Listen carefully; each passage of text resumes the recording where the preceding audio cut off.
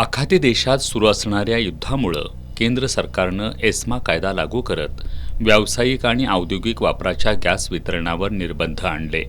घरगुती गॅस बुकिंगचा कालावधीसुद्धा 21 वरून 25 दिवस केला. घरगुती आणि व्यावसायिक गॅस सिलेंडरच्या दरात वाढसुद्धा करण्यात आली. त्यामुळं घरगुती गॅस ग्राहक पॅनिक झाले. युद्धस्थितीमुळं गॅस मिळालाच नाही तर काय करायचं या भीतीनं ग्राहक वितरकांकडे गर्दी करू लागले. प्रशासनाची सुद्धा ही परिस्थिती हाताळताना चांगलीच दमछाक झाली. वितरकांच्या परिसरात पोलीस बंदोबस्त नेमत गॅस वितरण करावं लागलं. अखेर जिल्हा प्रशासनानं जिल्ह्यातील सर्व वितरकांना गॅस वितरणासाठी मार्गदर्शक सूचना जारी केल्या आहेत.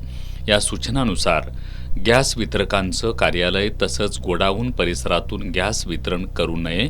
त्याऐवजी 25 दिवसानंतर ऑनलाईन बुकिंग करणाऱ्या ग्राहकांना गॅस सिलेंडर घरपोच करण्याचे निर्देश देण्यात आले.